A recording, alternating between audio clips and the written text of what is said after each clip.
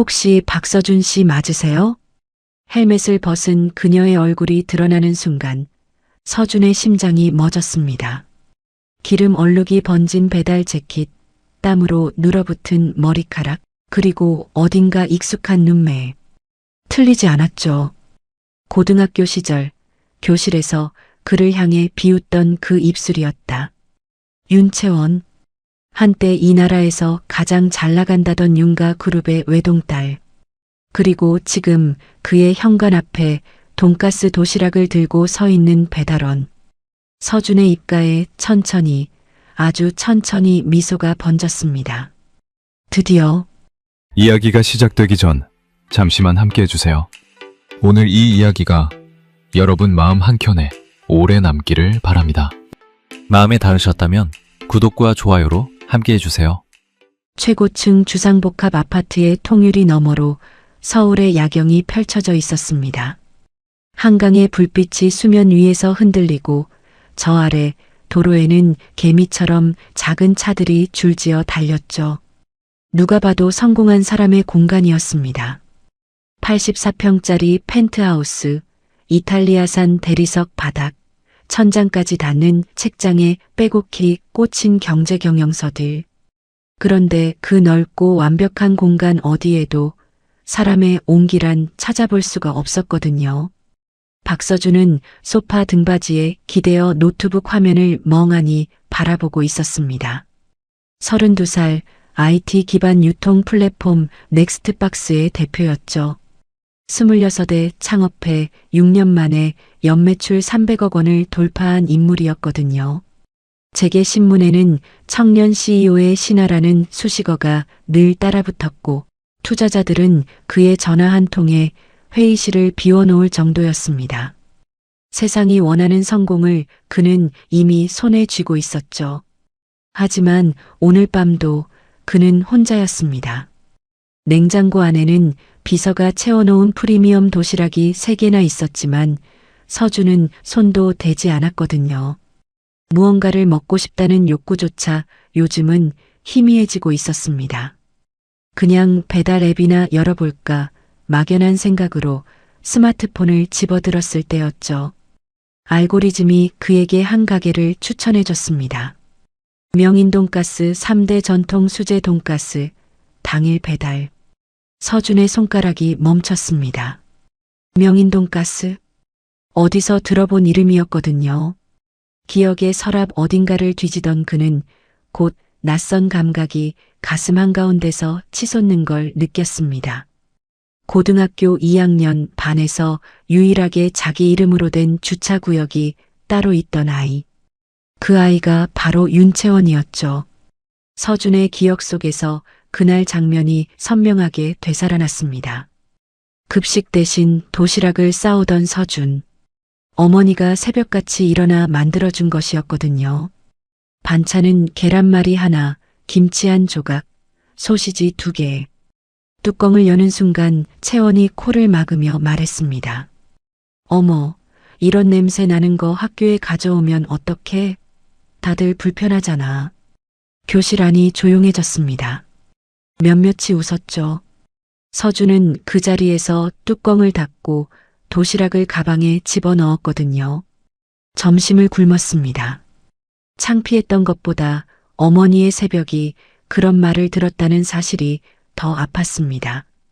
그 뒤로도 채원은 달라지지 않았죠. 서준이 조별 발표에서 좋은 점수를 받으면 제가 어떻게 저걸 해? 라는 말이 들렸고 체육 시간에 낡은 운동화를 신고 나오면 채원의 무리가 수군거렸습니다. 대놓고 괴롭히는 수준은 아니었거든요. 그냥 무시였습니다. 존재 자체를 가볍게 여기는 그 무시. 어떤 의미에서는 폭력보다 오래가는 상처였죠. 서준이 고등학교를 졸업하고 서울로 올라와 일을 시작했을 때 그 기억은 오히려 동력이 됐습니다. 더 잘 되어야 한다는 욕망보다 다시는 그런 눈빛을 받지 않겠다는 결의가 강했거든요. 그리고 그는 해냈습니다. 완벽하게. 다시 스마트폰 화면으로 눈이 돌아왔습니다. 서준은 망설임 없이 주문 버튼을 눌렀죠. 돈가스 정식 2인분. 배달 주소는 펜트하우스? 혹시나 하는 마음이었지만 그 혹시나가 이루어질 거라는 예감이 이상하게 강하게 들었습니다. 40분이 지났을 무렵 인터폰이 울렸습니다. 서준은 천천히 현관으로 걸어가 문을 열었죠. 그리고 그 앞에 그녀가 서 있었습니다. 기름 얼룩이 묻은 짙은 남색 배달. 재킷, 헬멧을 벗자 드러난 납작하게 눌린 머리카락, 손등에는 크고 작은 화상 흔적이 선명했거든요. 하지만 그 눈매만큼은, 그 오만하게 치켜뜨던 눈매만큼은 틀리지 않았습니다. 다만 지금은 그 눈 안에 피로와 긴장이 가득 차 있을 뿐이었죠. 저기 넥스트박스 주문건인데요. 박서준 고객님 맞으세요? 그녀는 서준의 얼굴을 알아보지 못했습니다.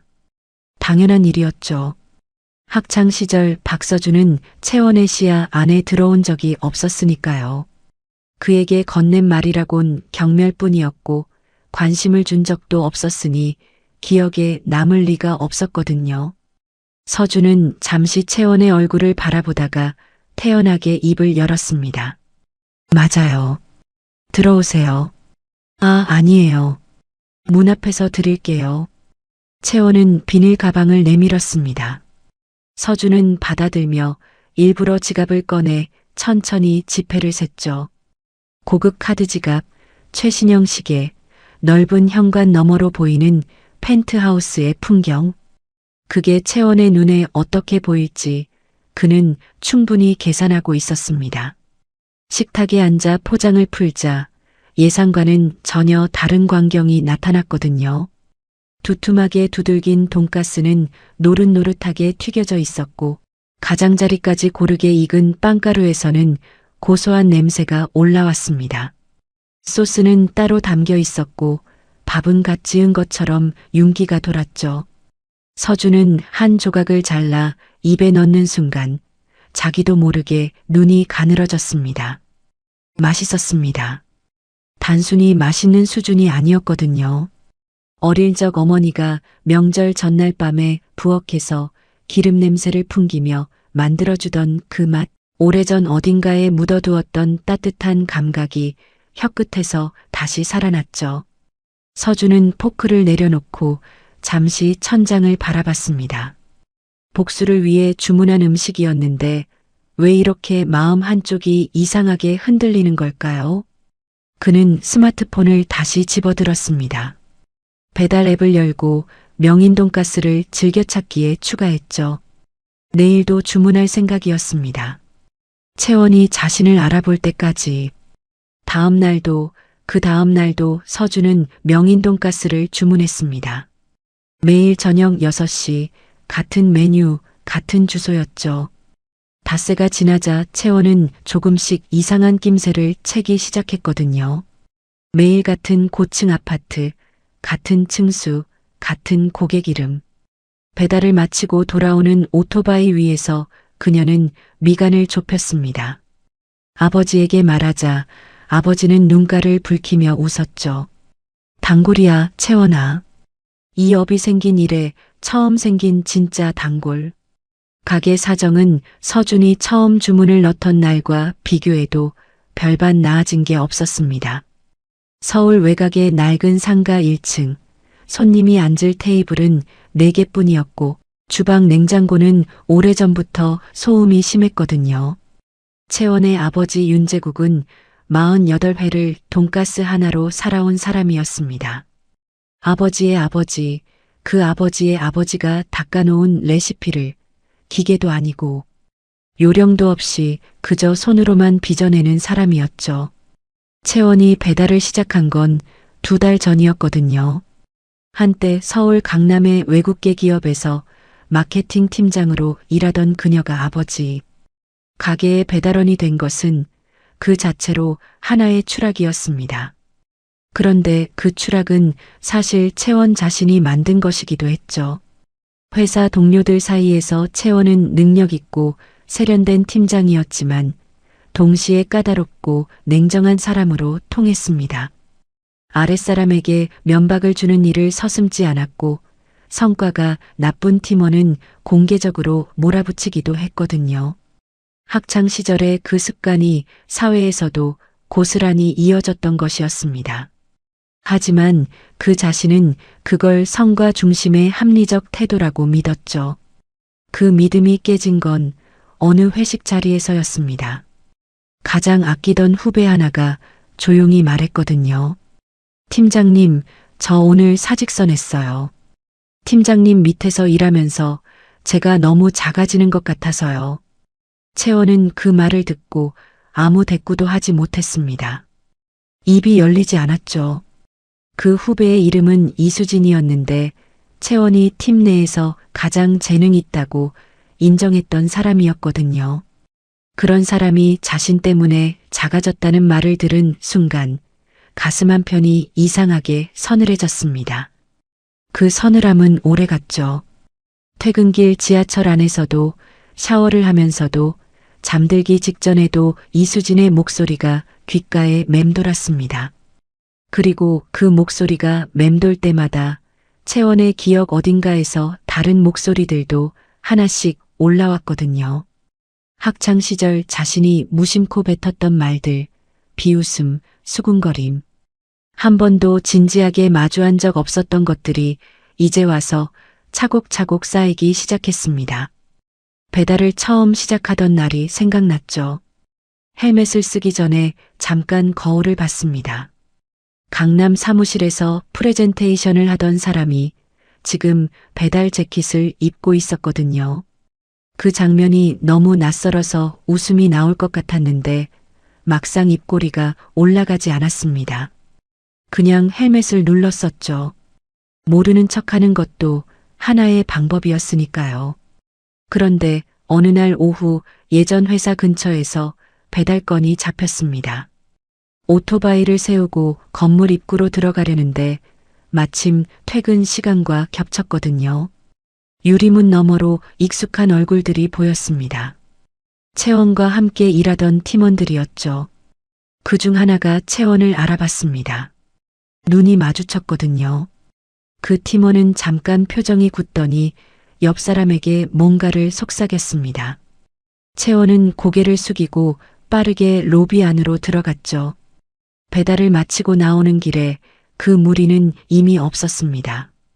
오토바이 시동을 걸면서 채원은 손등으로 눈가를 한번 훔쳤거든요. 눈물은 아니었습니다. 그냥 바람이 차가웠죠. 스스로 그렇게 말했습니다. 얼마 지나지 않아 아버지의 빚 서류가 발견됐고 회사에서 권고사직이 왔고 어머니가 쓰러졌습니다. 모든 일이 한꺼번에 쏟아졌거든요. 채원은 그게 우연이 아니라 어쩌면 자신이 오래 쌓아온 무언가가 한꺼번에 돌아온 것이라는 느낌을 지울 수가 없었습니다. 그 시각 서준은 넥스트박스 사무실에서 임원 회의를 마치고 있었죠. 회의 내내 그의 머릿속에는 채원의 얼굴이 어른거렸습니다. 아직도 자신을 알아보지 못하는 그 무관심이 역설적으로 그를 더 자극하고 있었거든요. 대표님, 내일 미팅 일정 확인해 드릴게요. 비서 이강현이 태블릿을 들고 다가왔습니다. 서준은 고개를 저었죠. 내일 저녁 6시 이후 일정은 다 비워. 이유 여쭤봐도 될까요? 배달 기다려야 해서. 강현이 잠시 멈칫했지만 이내 수첩에 뭔가를 적었습니다. 서준은 창밖을 보며 계산을 이어가고 있었죠. 며칠 더면 채원이 반드시 자신을 알아볼 것이라고. 그때 그녀의 표정이 어떻게 무너질지 그 장면을 그는 오래전부터 꿈에서도 그려왔거든요. 열흘째 되던 날 저녁 서준은 문을 열자마자 말했습니다. 오늘은 좀 늦었네요. 채원이 사과하려는 찰나 서준은 한 걸음 옆으로 비켜서며 탁 트인 거실을 일부러 시야에 들어오게 만들었죠. 그 뒤로 보이는 한강 야경, 낮게 깔린 재즈 음악, 테이블 위에 펼쳐진 계약서 더미들. 채원의 눈이 잠깐 집안을 훑었습니다. 표정이 미세하게 굳었다 풀렸거든요. 서준은 그 찰나를 놓치지 않았죠. 맛있게 잘 먹고 있어요. 매일 기다려질 정도로요.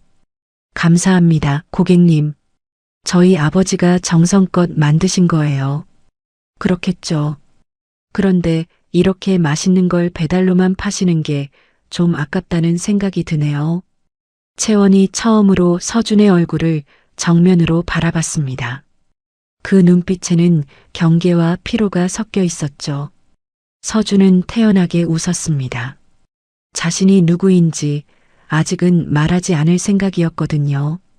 채원이 인사를 마치고 돌아섰습니다. 엘리베이터 문이 닫히는 그 순간까지 서준의 눈은 그녀의 등에서 떠나지 않았죠. 배달 재킷 뒤에 새겨진 명인 돈가스 글자가 시야에서 사라지고 나서야 그는 천천히 문을 닫았습니다. 식탁에 앉아 도시락을 여는 손이 평소보다 조금 느렸거든요. 오늘도 돈가스는 완벽했습니다. 서준은 한 조각을 입에 넣으며 눈을 감았죠. 이 맛이 복수심 때문에 더 맛있게 느껴지는 건지 아니면 정말로 이 음식 자체가 대단한 건지 그는 아직 스스로에게 솔직하지 못하고 있었습니다. 보름이 지났습니다. 채원은 그 사이 자신의 일과가 이상하게 재편되었다는 걸 느끼고 있었거든요. 다른 배달 건은 늦어도 상관없다고 느껴지는데 유독 박서준이라는 고객의 주문만큼은 제 시간에 도착해야 한다는 묘한 의무감이 생긴 것이었습니다. 아버지가 만든 음식을 정말로 기다리는 사람이 있다는 사실이 그녀에게는 작은 위안이 되고 있었죠.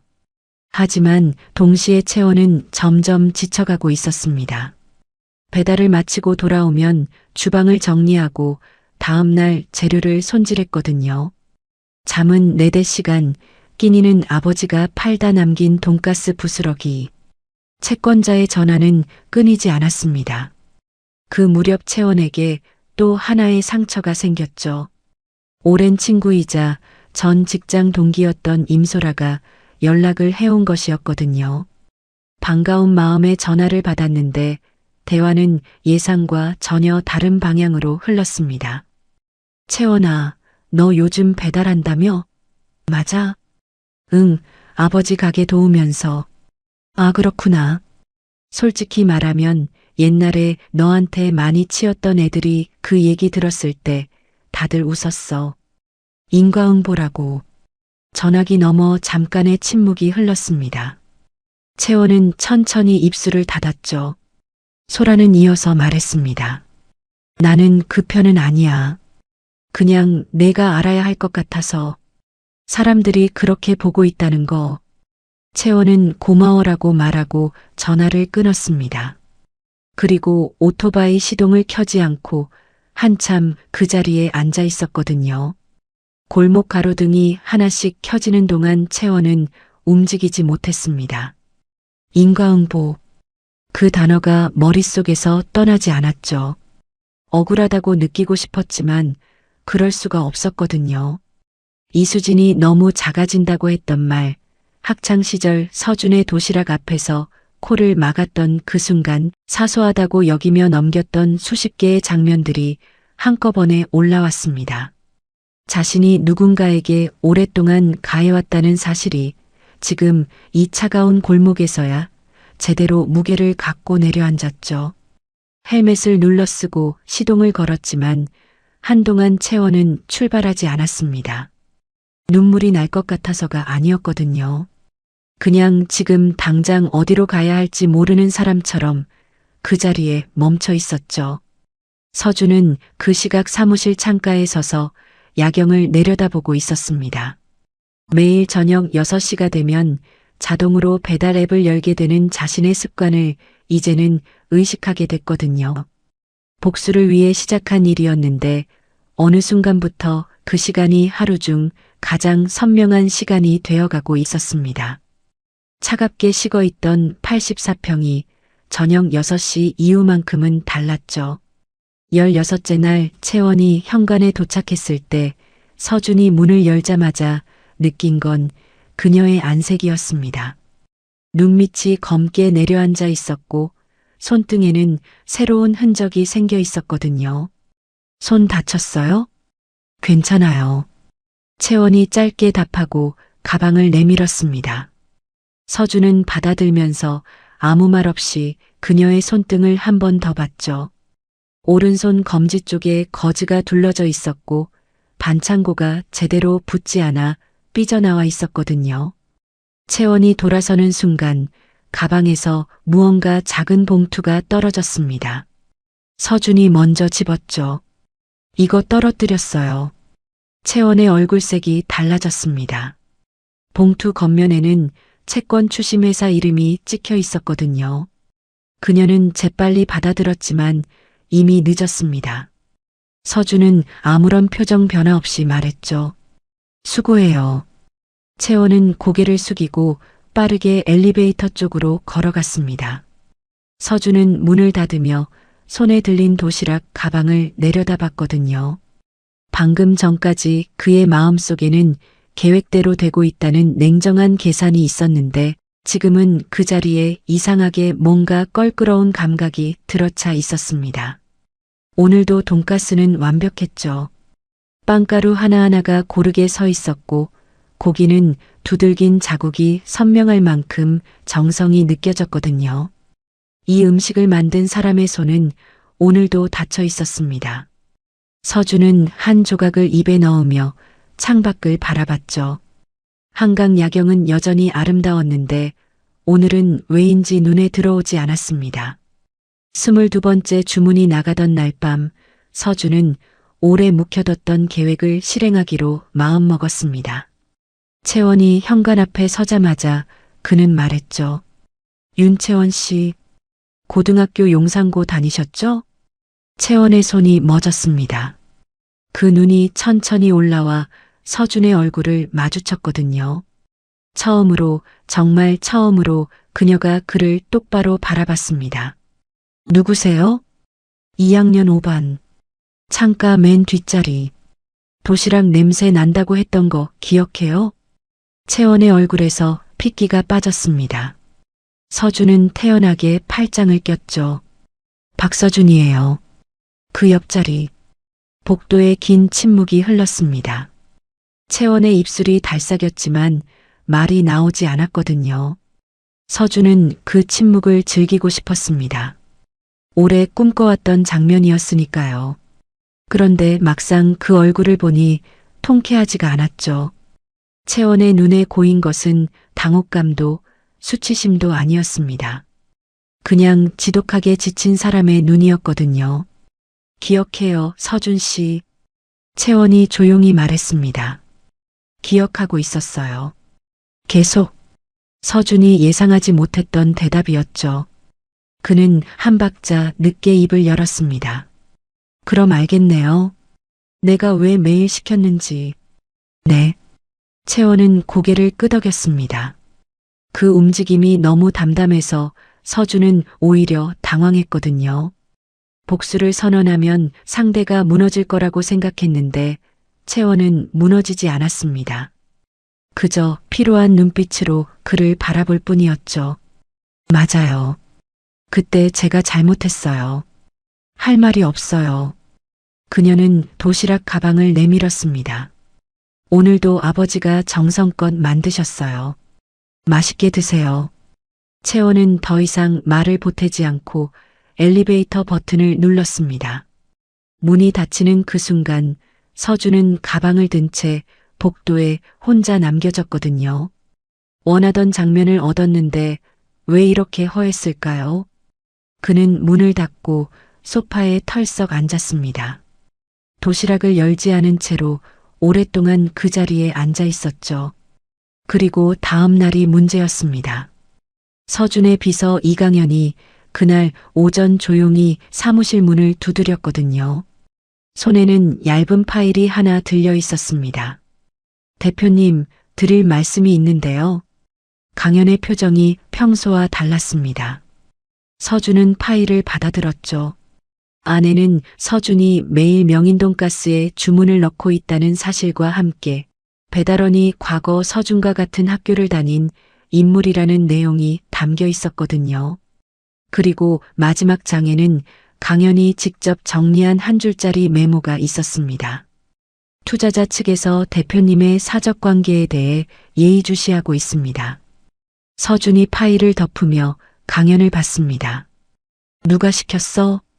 강연이 시선을 내렸죠. 오부 대표님이요. 대표님이 최근 판단력이 흐려지고 있다고 지금 진행 중인 파트너사 계약 전에 정리가 필요하다고 하셨어요. 서준의 얼굴이 굳었습니다. 오세혁 부대표, 공동 창업자이자 누구보다 신뢰했던 사람이었거든요. 서준과 오세혁은 대학 시절 같은 창업 동아리에서 처음 만났습니다. 오세혁은 당시 누구보다 전략적 사고가 빠른 사람이었죠. 서준의 아이디어를 현실로 끌어내는 데 있어 가장 든든한 파트너였거든요. 넥스트박스를 처음 창업하던 날 밤 둘은 반지하 사무실에서 라면을 끓여 먹으며 말했습니다. 우리 이거 꼭 키우자. 그리고 절대 서로 뒤통수 치지 말자. 그 말을 한 사람이 오세혁이었죠.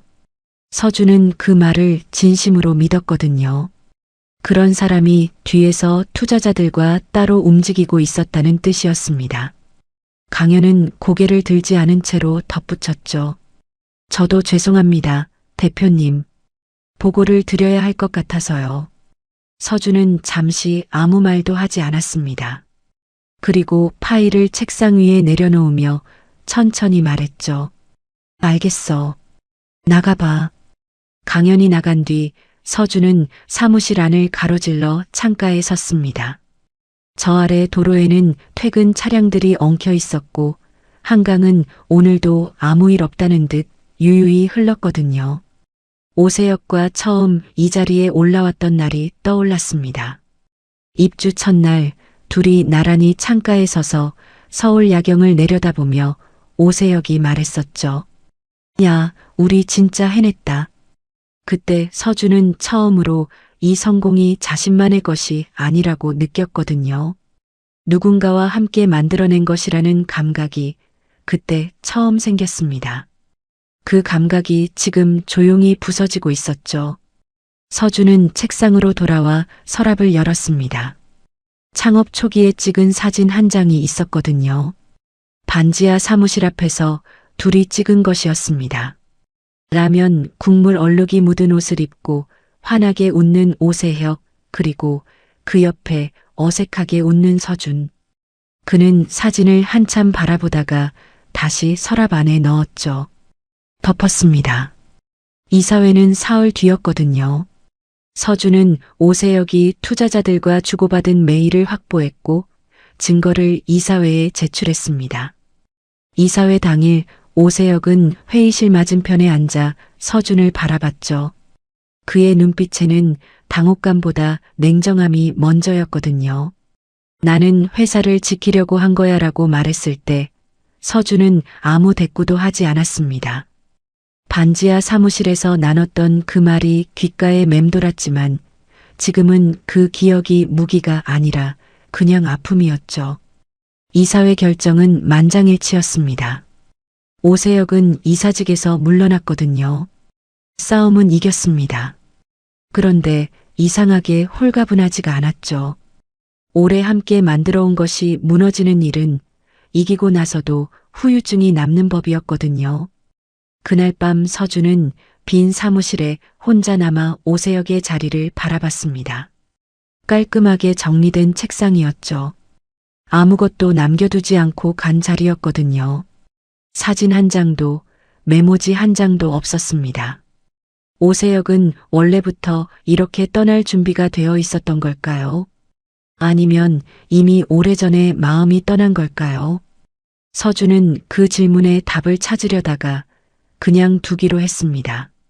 어떤 대답도 지금의 이 허전함을 채워주지는 못할 테니까요. 그가 스마트폰을 집어든 건 자정이 가까워서였습니다. 배달앱을 열었죠. 명인돈가스는 이미 마감 시간이 지나 있었거든요. 서준은 화면을 바라보다가 앱을 닫았습니다. 그리고 다시 열었죠. 내일 주문해야겠다는 생각이 들었거든요. 오늘 하루 중 유일하게 흔들리지 않는 것이 그것이었습니다.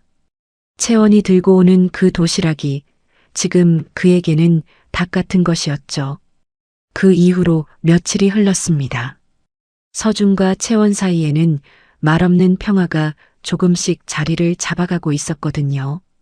서준이 문을 열면 채원이 가방을 내밀었고 가끔 서준이 오늘은 추운데 고생이네요 라고 말하면 채원이 괜찮아요 라고 짧게 받았습니다. 그 짧은 교환 안에 뭔가 조금씩 쌓이는 것이 있었죠. 어색함이 아니라 익숙함에 가까운 무언가였거든요. 어느 날 저녁 채원이 배달을 마치고 돌아가려는데 서준이 말했습니다. 밥은 드셨어요? 채원이 멈칫했죠. 서준도 그 말이 나온 것에 잠깐 스스로 놀란 것 같았거든요. 괜찮아요. 나중에 먹을 거예요. 나중에는 가게 문 닫고 남은 거 드시는 거죠? 채원이 대답하지 않았습니다. 그게 대답이었거든요. 서준은 더 이상 말을 잇지 않았고 채원은 그냥 갔습니다. 하지만 그날 이후 서준은 주문할 때 메모란에 한 줄을 추가하기 시작했죠. 배달원분 드실 것도 하나 포함해서 주세요. 채원은 처음 그 메모를 봤을 때 아버지에게 아무 말도 하지 않았거든요. 그냥 조용히 도시락 하나를 더 챙겼습니다. 28번째 주문이 나가던 날 채원이 평소와 다른 것을 들고 왔습니다. 도시락 가방 옆에 작은 보랭 박스가 하나 더 붙어 있었거든요. 이건 뭐예요? 아버지가 만들어 보신 냉동 돈가스예요. 시제품이라서 아직 파는 건 아닌데요. 드셔보시고 솔직한 의견 주실 수 있을까 해서요. 고객님이 저희 음식 제일 많이 드셨으니까요.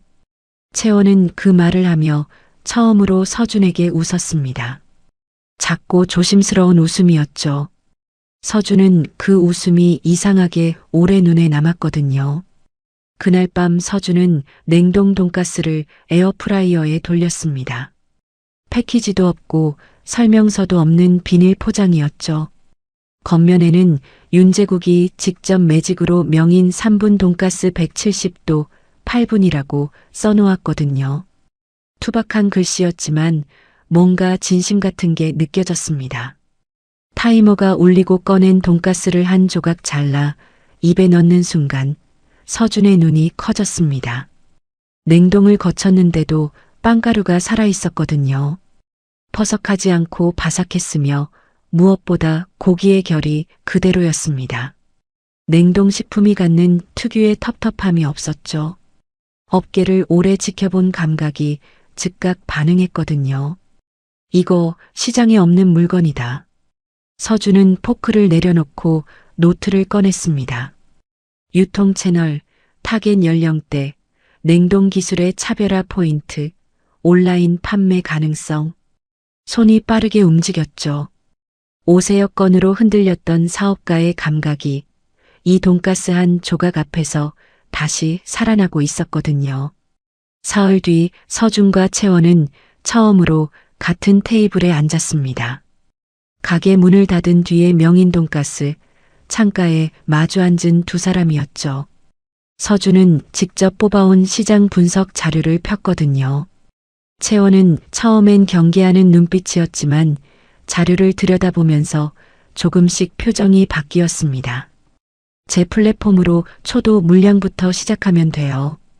초기 비용 일체는 제가 부담하고요. 채원이 미간을 찌푸렸습니다. 그건 너무 무리한 제안이에요. 이유가 뭔데요? 맛있으니까요. 서준이 짧게 말하고 채원을 바라봤습니다. 채원도 그를 봤죠. 잠깐의 정적이 흘렀거든요. 그때 주방 쪽에서 소리가 났습니다. 윤제국이 뒤늦게 퇴근하려다 테이블에 앉은 두 사람을 발견하고 멈칫했죠. 채원이 일어서며 말했습니다. 아버지, 잠깐 앉으세요. 드릴 말씀이 있어요. 윤제국은 의자를 끌고 앉았습니다. 서준을 향해 고개를 숙이며 조용히 말했죠. 올해 단골로 와주셔서 감사합니다. 이 사람이 48회를 돈가스만 만들었는데 젊은 분이 매일 찾아주시니까 얼마나 힘이 되던지요. 서준은 그 말을 들으며 뭔가가 가슴 한구석에서 조용히 녹는 감각을 느꼈습니다. 이 음식에 담긴 것이 레시피가 아니라는 것을 그제야 제대로 알 것 같았거든요. 사장님, 제 제안 한 번만 들어봐 주세요. 계약서에 도장이 찍힌 건 그로부터 일주일 뒤였습니다. 서준은 넥스트박스의 식품 카테고리 상단 노출 슬롯을 명인 돈가스 냉동 제품에 배정했거든요. 상품 소개 영상은 서준이 직접 기획했고 촬영은 윤제국이 직접 만드는 과정을 그대로 담았습니다. 기계 없이, 조미료 없이 오직 손과 시간으로만 빚어지는 돈가스였죠. 영상이 올라간 지 사흘 만에 SNS에서 공유가 터졌거든요. 이게 진짜 돈가스야. 냉동인데 이 맛이라니. 3대 전통이라고 하던데 진짜 레시피가 살아있는 맛이야. 우리 엄마가 울면서 2박스 더 주문했음. 첫 주 판매량은 예상치의 3배였습니다. 서준은 물류팀 회의를 밤새 진행하며 재고 시스템을 조정했고 채원은 아버지와 함께 생산 공정을 재편하느라 사흘 내내 주방에서 살다시피 했거든요. 그 무렵 두 사람 사이에는 이전과 다른 공기가 흘렀습니다. 매일 배달로만 스치던 사이가 이제는 물류 문제로 전화를 주고받고 메뉴 구성을 두고 테이블 맞은편에 앉아 의견을 나누는 사이가 됐거든요. 서준은 채원이 마케팅 팀장 출신이라는 걸 일하면서 다시 확인했죠. 데이터를 보는 눈이 빠르고 소비자 반응을 읽는 감각이 날카로웠거든요. 채원은 서준이 일할 때와 그냥 있을 때의 눈빛이 다르다는 걸 알게 됐습니다. 일할 때는 차갑고 정확했지만 가끔 윤제국이 주방에서 나올 때면 그 눈이 조금 달라졌죠. 부드럽다기보다 조심스럽다는 표현이 더 맞았거든요. 어느 저녁 두 사람이 다음 달 생산량을 계산하다가 채원이 연필을 내려놓으며 말했습니다. 서준 씨, 왜 저한테 이렇게 잘해줘요? 진짜로. 서준이 잠시 계산기를 보다가 고개를 들었죠. 잘해주는 게 아니에요. 좋은 사업 파트너니까요. 그게 다예요? 서준이 잠깐 채원을 봤습니다. 그리고 다시 계산기를 봤죠. 그게 다예요. 채원은 그 대답을 듣고 웃었습니다. 서준도 웃었죠. 둘 다 그 웃음의 의미를 굳이 말하지 않았거든요. 그 평화가 바뀐 건 이틀 뒤였습니다. 서준의 사무실로 한 통의 우편물이 도착했거든요. 발신인은 한성푸드 법무팀이었습니다. 내용은 내용 증명이었죠. 명인 돈가스가 판매 중인 냉동 돈가스 제품이 한성푸드가 보유한 다단계 저온 수제 공정 기술 특허를 침해했다는 주장이었거든요. 제품 즉각 판매 중단과 손해배상 요구가 담겨 있었습니다. 서준은 서류를 읽으며 얼굴이 굳었습니다. 강연히 조용히 말했죠. 대표님, 한성푸드면 식품업계 1위잖아요. 법무팀만 수십 명인 곳이에요. 소송으로 가면 저희 플랫폼도 연루될 수 있어요. 서준은 강연의 말을 끝까지 들었습니다. 틀린 말이 아니었거든요. 그런데 지금 그의 머릿속에는 48해를 손으로만 만든 돈가스, 빗서류가 배달 가방에서 떨어지던 날의 채원 얼굴, 그리고 윤제국이 말했던 힘이 된다는 그 조용한 한마디가 겹쳐 있었죠. 그는 전화기를 집어들었습니다. 채원에게 먼저 알려야 했거든요. 채원은 내용 증명 소식을 듣고 가게 의자에 무너지듯 앉았습니다. 아버지 윤제국은 서류를 받아들고 한참을 읽다가 조용히 말했죠. 서준 씨한테 피해드리면 안 되지. 우리가 접자. 채원이 고개를 들었습니다. 아버지의 눈에는 낙담도 분노도 없었거든요. 그냥 체념이었습니다. 오래 살아온 사람의 체념이었죠. 채원은 그 모습이 오히려 가슴을 찢어놓는 것 같았거든요. 아버지, 아직 포기할 때 아니에요. 채원아, 한성푸드가 어떤 곳인지 너도 알잖아.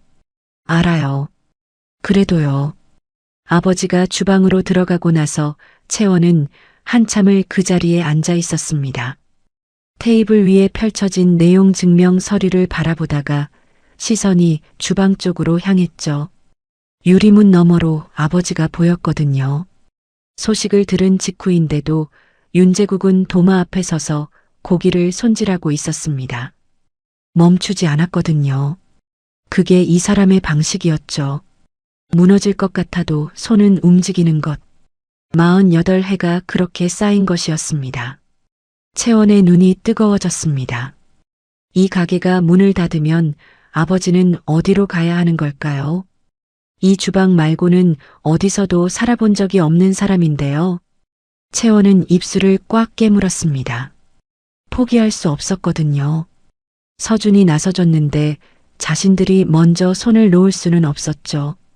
그 시각 서준은 사무실에 혼자 남아 자료를 뒤지고 있었습니다. 한성푸드의 특허 등록 내역, 출원 일자, 기술 설명서였거든요. 3시간 넘게 읽고 또 읽으며 그는 뭔가 이상한 지점을 발견했습니다. 한성푸드가 주장하는 특허는 다단계 저온 수제 공정인데 그 기술의 본질은 컨베이어 기반의 기계식 공정이었죠. 자동화 설비 없이는 구현이 불가능한 방식이었거든요. 반면 윤제국의 방식은 철저히 수작업이었습니다. 기계가 끼어들 여지가 없는 손의 영역이었죠. 서준은 노트를 가득 채워가며 밤새 분석했습니다. 동이틀 무렵 그는 변리사 오명진에게 전화를 걸었거든요. 오 변리사님, 특허 침해 여부 검토 부탁드려요. 급합니다. 오명진은 자료를 받아보더니 2시간 만에 연락해 왔습니다. 박 대표님, 이건 싸울 수 있어요. 기계 공정과 수작업 공정은 기술적 범주 자체가 달라요. 한성푸드 측 주장은 과도한 확장 해석이에요. 서준의 눈에 빛이 돌아왔습니다. 하지만 거기서 멈추지 않았거든요. 그는 경쟁사 동향 분석팀에 추가 조사를 지시했죠. 한성푸드가 과거에도 이런 방식으로 중소업체를 위협한 전례가 있는지 확인하기 위해서였습니다. 이틀 뒤 팀에서 보고서가 올라왔거든요. 지난 4년간 한성푸드가 유사한 특허 주장으로 내용 증명을 보낸 중소식품업체가 11곳이었습니다. 그중 9곳이 소송 전에 스스로 사업을 접었죠. 2곳은 합의금을 냈거든요. 단 한 곳도 정면으로 싸운 적이 없었습니다. 서준은 보고서를 읽으며 가만히 주먹을 쥐었습니다. 한성푸드는 이기려고 소송을 거는 게 아니었거든요. 지치게 만들어 포기하게 하는 것이 전략이었죠. 11곳이 그렇게 쓰러졌습니다. 이름도 없이 수십 년을 버텨온 가게들이 서류 한 장에 문을 닫은 것이었거든요. 서준은 그 11곳의 이름을 하나씩 읽었습니다. 읽을수록 손에 힘이 들어갔죠. 그런데 이번엔 달랐습니다. 서준이 있었으니까요. 그는 오명진에게 다시 연락했습니다. 싸웁시다. 그리고 이 11곳 전부 연락해서 공동 대응 가능한지 확인해 주세요. 오명진이 잠시 침묵했다가 말했습니다. 대표님, 이거 단순 특허 방어가 아니라 업계 전반의 싸움이 될 수 있어요. 알아요. 그래서 하는 거예요. 한성푸드 법무팀이 예상하지 못한 일이 생겼습니다. 명인돈가스가 포기 선언을 하기는커녕 정식으로 특허 무효 심판을 청구한 것이었거든요. 거기에 유사 피해 업체들이 연대에 공동 성명을 발표했고 소비자 커뮤니티에서 이 소식이 퍼지기 시작했죠. 대기업이 3대 전통 수제 돈가스 가게에 특허 협박, 한성푸드 불매운동 시작합시다. 한성푸드 내부에서는 처음으로 당황하는 기색이 나타났습니다. 소비자 여론이 이렇게 빠르게 돌아설 거라고는 계산하지 못했던 것이었거든요. 서준은 그 여론의 흐름을 조용히 지켜보며 협상 테이블을 요청했죠. 채원은 그 사이 다시 주방으로 들어가 아버지 옆에 섰습니다. 아무 말도 하지 않았거든요. 그냥 옆에 있었습니다. 윤제국이 고기를 두들기는 소리가 주방을 가득 채웠죠. 규칙적이고 단단한 소리였습니다. 채원은 그 소리를 들으며 눈을 감았거든요. 이 소리가 48배였습니다. 이 소리가 무너지게 둘 수 없었죠. 그녀는 서준에게 전화를 걸었습니다. 서준 씨, 네. 왜 이렇게까지 해줘요? 서준은 잠시 말이 없었습니다. 그리고 천천히 입을 열었죠. 서준 씨를 만나서 다행이야 라고 했잖아요. 그랬죠. 그 말 생각보다 오래 가더라고요. 채원은 수화기를 든 채로 눈을 감았습니다. 그 한마디가 공허했던 펜트하우스의 공기를 오래전부터 바꿔온 것이라는 걸 그녀도 어렴풋이 알고 있었거든요. 주방에서는 여전히 고기 두들기는 소리가 들렸죠. 채원은 그 소리를 들으며 조용히 말했습니다. 고마워요, 서준 씨. 진짜로. 협상은 열흘 뒤에 열렸습니다. 한성푸드 측 변호인단과 서준, 오명진이 마주 앉은 자리였거든요. 회의실은 넓고 차가웠지만 서준의 손에는 두꺼운 자료 파일이 있었습니다. 특허 범위의 기술적 한계, 수작업 공정과의 근본적 차이, 그리고 지난 4년간 한성푸드가 반복해온 유사 사례들이었죠. 단순한 방어가 아니라 한성푸드의 관행 자체를 정조준한 자료였거든요. 한성푸드 법무팀 수석 변호사 노성원이 자료를 훑으며 표정을 조절했습니다. 협상 전 이미 내부 검토를 마쳤고 이 싸움을 계속 끌고 가는 게 오히려 득이 되지 않는다는 결론이 나와 있었거든요. 소비자 여론은 이미 한성푸드에 불리했고 공동 대응까지 구성된 상태에서 무리하게 밀어붙이면 브랜드 이미지 손실이 법적 이익을 초과할 가능성이 컸죠. 노성원이 파일을 닫으며 말했습니다. 특허 침해 주장을 전면 철회하겠습니다. 오명진이 작게 숨을 내쉬었습니다. 서준은 표정 하나 바꾸지 않고 고개를 끄덕였죠. 그리고 향후 유사 특허를 이유로 한법적 조치도 하지 않는다는 확약서 첨부해 주세요. 노성원이 펜을 들며 말했습니다. 받아들이겠습니다. 회의실을 나서며 오명진이 서준의 옆에 나란히 섰거든요. 대표님, 11곳 다 살아났어요. 오늘. 서준은 그 말을 조용히 들으며 엘리베이터 버튼을 눌렀습니다.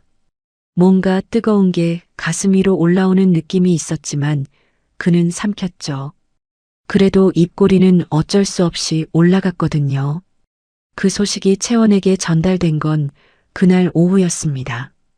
가게 주방에서 아버지와 함께 내일 물량을 준비하던 채원은 전화를 받자마자 아버지를 불렀거든요. 아버지. 윤제국이 고기 두들기던 손을 멈추고 돌아봤습니다. 끝났어요. 다 이겼어요. 윤제국의 얼굴이 굳었다가 천천히 무너졌습니다. 그는 앞치마로 손을 닦으며 주방 벽에 등을 기댔죠. 눈가가 붉어졌거든요. 48회를 오직 이 주방에서 살아온 사람이 처음으로 힘없이 울었습니다. 채원은 아버지 곁에 서서 함께 울었죠. 소리도 없이 그냥 눈물이 흘렀거든요. 벽에 걸린 낡은 달력, 기름 얼룩이 베어든 환풍기, 손잡이가 닳아버린 조리 도구들. 이 모든 것들이 버텨왔다는 증거였습니다. 그 뒤로 명인돈가스는 달라졌습니다. 사건이 알려지며 오히려 브랜드의 스토리가 붙었고 온라인 판매는 달마다 신기록을 경신했거든요. 어머니의 수술비가 해결됐고 가게 냉장고도 새 것으로 바꿨습니다. 낡은 간판도 정리했죠.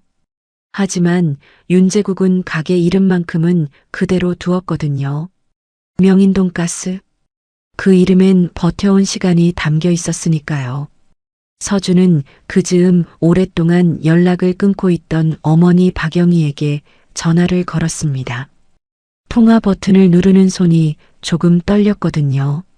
신호가 2번 가고 3번째 신호가 울리려던 찰나에 어머니가 받았죠. 서준아. 그 2 글자에 서준은 아무 말도 못했습니다. 목이 막혔거든요. 어머니도 말이 없었죠. 수화기 너머로 조용히 숨소리만 들렸습니다. 한참 후 서준이 먼저 입을 열었거든요. 밥 한번 먹자. 어머니가 말했습니다. 그래, 아들아. 엄마도 그러고 싶었어. 서준은 며칠 뒤 채원과 함께 어머니를 만났습니다. 낡은 빌라 1층에 사는 어머니는 문을 열자마자 서준을 한참 바라봤거든요. 말 한마디 없이 그저 그 얼굴을 오래 들여다봤습니다. 그리고 채원을 향해 고개를 숙이며 말했죠. 이 아이 옆에 있어줘서 고마워요. 식탁에는 어머니가 아침부터 준비한 밥상이 차려져 있었거든요. 서준은 그 밥 한 숟가락을 뜨며 눈을 감았습니다. 오래전 도시락 냄새가 나던 그 어린 시절로 거슬러 올라갔다가 다시 지금의 이 식탁으로 돌아왔죠. 2 공간 사이의 거리가 이렇게 한 숟가락의 밥으로 이어질 수 있다는 게 이상하게 마음을 울렸거든요. 그는 이후 펜트하우스를 처분했습니다. 채원이 사는 동네 가까운 곳으로 이사했고 주말마다 가게홀을 청소하고 배달 동선을 정리하는 것이 서준의 새로운 일과가 됐죠. 채원과의 약혼 소식을 들은 넥스트박스 직원들은 드디어 대표님 얼굴에서 웃음을 봤다며 서로 속닥거렸거든요. 어느 주말 오후 서준은 가게 앞 계단을 청소하다 골목 입구에서 한 소년을 발견했습니다. 12살쯤 됐을까요? 교복 바지는 풀이 죽어 있었고 가방은 낡아서 끈이 늘어져 있었거든요.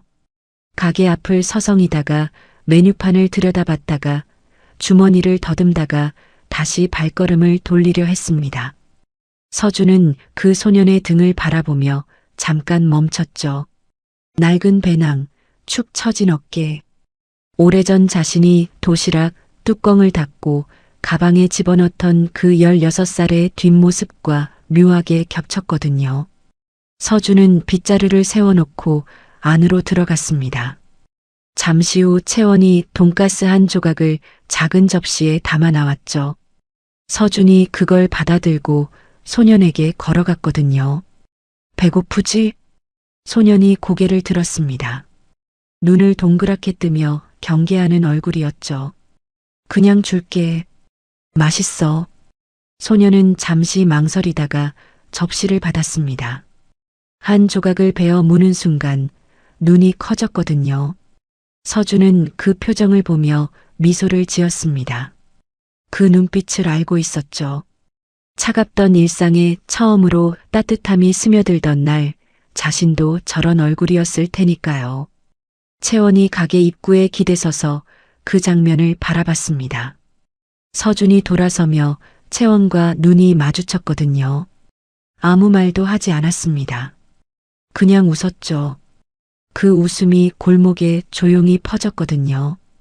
명인 돈가스의 간판 불빛이 저녁 햇살과 섞이며 골목을 물들이고 있었습니다. 오래된 가게가 오래된 방식으로 오늘도 누군가의 하루를 따뜻하게 데우고 있었죠. 여러분, 오늘 이야기 어떠셨어요? 복수를 위해 매일 돈가스를 주문하던 서준이 결국 그 돈가스 한 조각 때문에 마음을 열게 되는 이야기였는데요. 저는 이 이야기를 떠올리면서 내내 한 가지를 생각했거든요. 우리가 누군가에게 화가 날 때 그 분노 아래에는 얼마나 많은 상처와 외로움이 쌓여 있는지를요. 서준이 원했던 건 사실 채원의 몰락이 아니라 어린 시절 상처받았던 자신에 대한 위로가 아니었을까요? 그리고 그 위로가 뜻밖에도 복수 대상이 만든 음식에서 왔다는 게 이 이야기가 가진 가장 따뜻한 아이러니인 것 같았습니다. 채원 역시 마찬가지였죠. 잘못을 알면서도 오래 끌어안고 있던 죄책감. 그걸 인정하는 순간이 얼마나 용기 있는 일인지요. 사과 한마디가 그토록 늦어지는 건 용기가 없어서가 아니라 그 말이 모든 걸 바꿔놓을 것 같아 두렵기 때문이겠죠. 그런데 막상 그 말을 꺼내고 나면 세상이 생각보다 훨씬 조용하고 따뜻하게 받아준다는 것도 이 이야기가 보여주는 것 같았거든요. 오세혁처럼 가장 가까운 곳에서 등을 돌리는 사람도 있었지만 그보다 더 가까운 곳에서 묵묵히 버텨주는 사람도 있었습니다. 이름도 없이 48년을 주방에서 보낸 윤재국 씨처럼요. 세상이 그 가치를 알아주지 않는 날에도 자기 자리에서 정직하게 손을 움직이는 사람들이 있거든요. 그리고 그 진심은 반드시 어딘가에서 누군가에게 닿는다는 걸 이 이야기가 조용히 말해주는 것 같았습니다. 누구나 살아가며 후회하는 선택을 하고 돌아가고 싶은 순간을 갖고 있잖아요. 그래도 지금 이 자리에서 손을 내밀고 맛있는 걸 나누고 먼저 안부를 묻는 것, 그런 작은 것들이 결국 우리를 다시 살게 해주는 것 같거든요. 서준이 그 소년에게 건넨 돈가스 한 조각처럼요. 그 한 조각이 오래전 누군가에게는 상처였지만 이제는 누군가에게 따뜻함이 되었다는 것. 그게 이 이야기가 하고 싶었던 말인지도 모릅니다. 오늘 이야기가 여러분께도 작은 위로와 따뜻한 온기가 되었으면 좋겠어요. 함께 해주셔서 진심으로 감사드리고요. 마음에 드셨다면 구독과 좋아요 부탁드립니다. 다음 이야기에서 또 만나요.